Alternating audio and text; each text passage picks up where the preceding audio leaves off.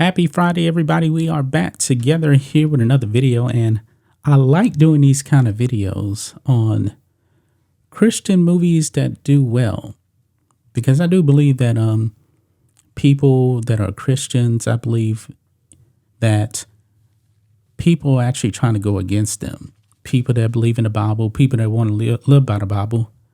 Seems like society is attacking them, you know? Mm-hmm. And I really don't like that. I don't like that at all. Now, this movie here, Jesus Revolution, is a hit at the box office. Now, I have not seen it. Have you? No. No. I've not seen it. But look here. Jesus Revolution passes 40 million. Now, Lionsgate's highest grossing film since 2019. Now, you may be saying, all right, $40 million, that doesn't sound like a lot. Of course, it wasn't going to be like Avatar or some blockbuster movie. You want to know how much this movie cost to make? How much? It was a low-budget movie, $15 million. That's it. So this movie has already made a profit, and the reviews are really, really good. Rotten Tomatoes here is sitting at a 99% with the audience, over 5,000 verified reviews. Yeah, I just look at the trailer. It showed the trailer down there, Yeah. and it seems pretty good. It's touching. Yeah. Kelsey Grammer is in this movie too. And by the way, down here, I do believe they actually make a statement about this.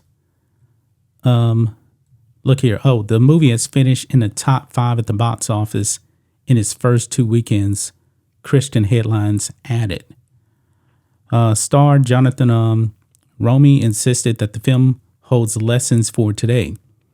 Quote, "It's about faith, it's about hope and redemption and finding your identity in God," Romy said.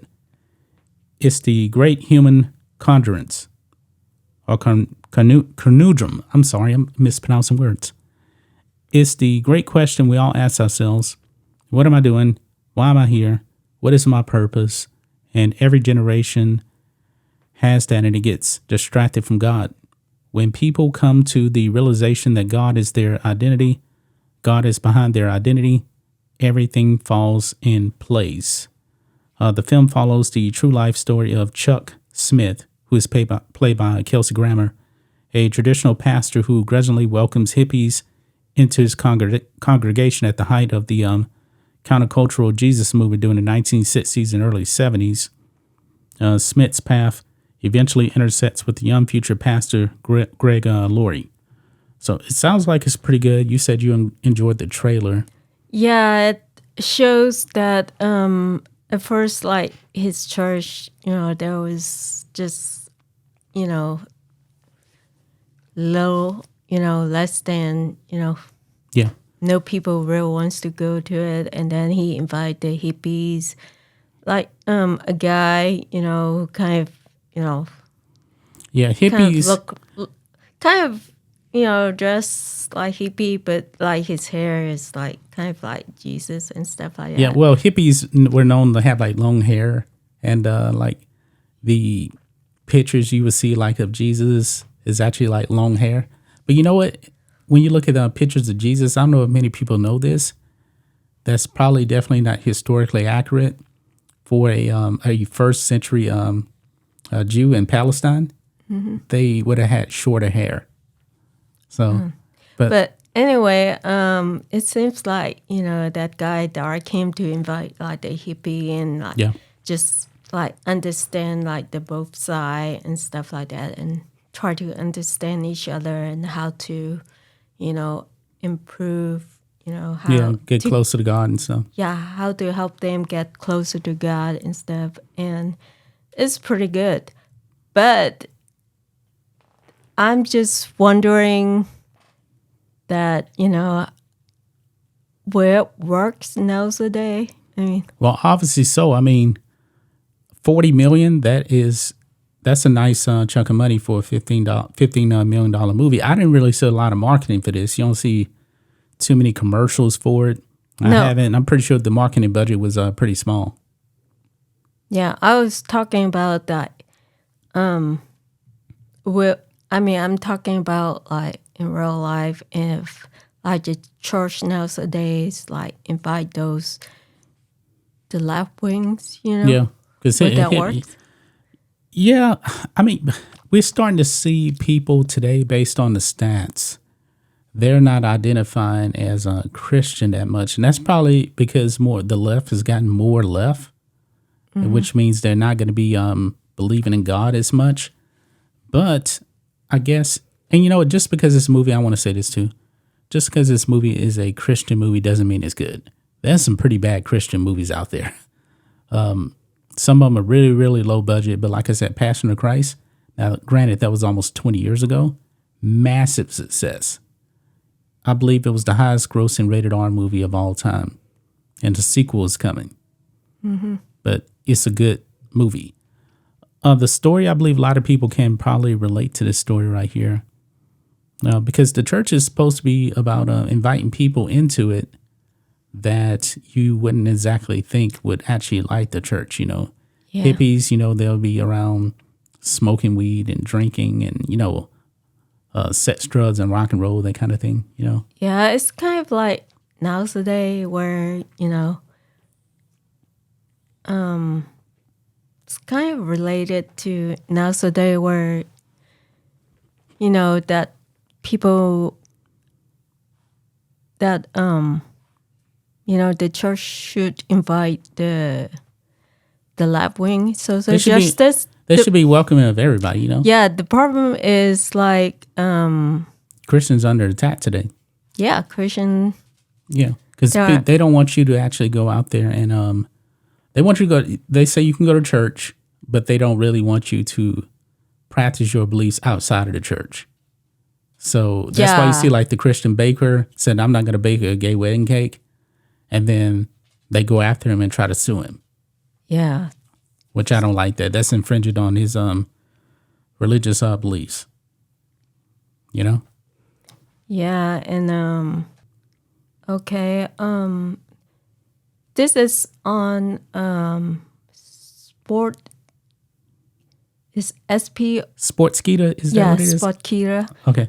And like he's a criminal. Well, he was a criminal, and now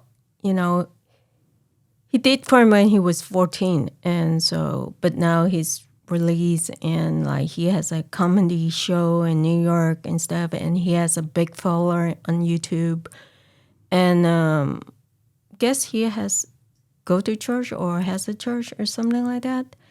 But, and then he tells the young, his experience and try to improve them.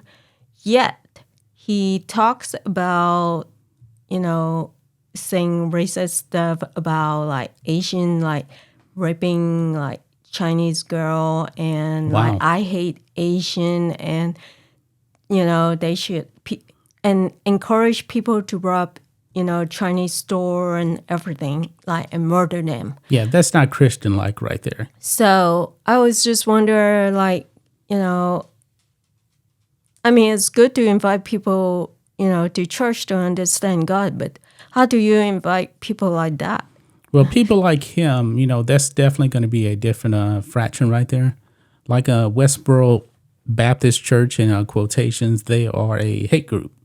Yeah. I mean, they have their website. Their website address is God Hates Fads. Yeah. I mean, they're just blatantly full of hate. And I was wondering, in San Francisco, there was a news. I saw it on New York Post where there was 3 guys and like a Chinese lady was driving down the street. It was not in a ghetto, but it was like on a street, and his son just was about to turn 2, and one of the black guy, shot him on the head.